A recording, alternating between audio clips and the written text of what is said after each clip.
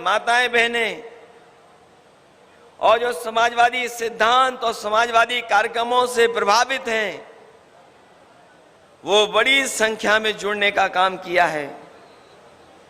ये सदस्यता का कार्यक्रम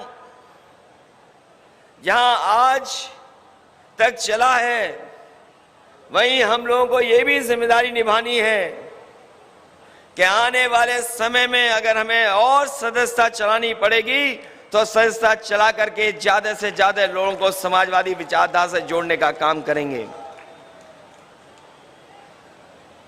हमें खुशी है इस बात की कि ऐसे लोग जो समाजवादी सिद्धांत और कार्यक्रम पर भरोसा रखते हैं, वो बड़े संख्या में समाजवादी पार्टी से जुड़े हैं। वो लोग भी आज समाजवादी पार्टी से जुड़ रहे हैं।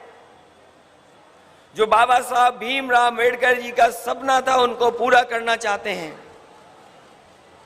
जो शोषित, वंचित, पिछड़े, दलित, जिन्हें आजादी के बाद अधिकार और सम्मान नहीं मिला, वो भी आज समाजवादियों की तरफ देख रहे हैं।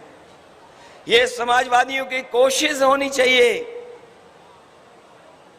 कि बाबा साहब के सिद्धांत पे चलने वाले लोग और डॉक्टर राम मनोहर लोहिया जी के सिद्धांत पे चलने वाले लोगों को साथ जोड़ करके हम लोग संविधान और लोकतंत्र को बचाने का काम करें।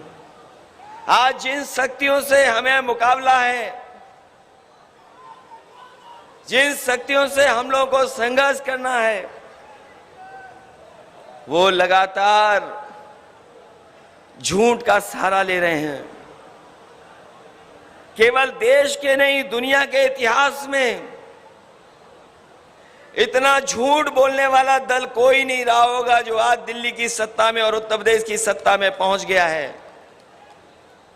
जिन लोगों ने इतिहास पढ़ा होगा, हिटलर के जमाने के बारे में जिन्होंने जानकारी होगी, वो जानते होंगे उनकी सरकार में एक प्रोपेगेंडा मिनिस्टर हुआ करता था। केवल एक प्रोपेगेंडा मिनिस्टर था। लेकिन इधर भारतीय जनता पार्टी का काम अगर हम देखेंगे और जिस तरह का प्रोपेगेंडा करते हैं, लगता तो ऐसा है कि पूरी की पूरी भारतीय जनता पार्टी झूठ का प्रोपेगेंडा के सहारे चल रही है। बहुत दिनों पहले मैंने एक फिल्म देखी थी। एक बहुत ही फिल्म बड़ी आई थी, जिसमें एक कलाकार झूठ बोल करके, लगातार झूठ बोल करके अपनी ऊंचाई तक पहुंच गया था। वो झूठ के सहारे ही तरक्की कर रहा था। जहां कहीं भी उसे आगे बढ़ना होता था, वो झूठ का सहारा लेकर के ही बढ़ता था। वो अपने लोगों से भी झूठ बोल भर करके झूठ की आदत डाल ली थी। एक बार उसके बेटे का जन्मदिन था। कई जन्मदिन पर झूठ बोल करके भी उनके जन्मदिन पर नहीं पहुंचा करता था। उस दिन जब बेटे ने आसमान की तरफ देखा तो तारा टूटते हुए उसने देखा, और उसे याद आया कि तारा टूटने के समय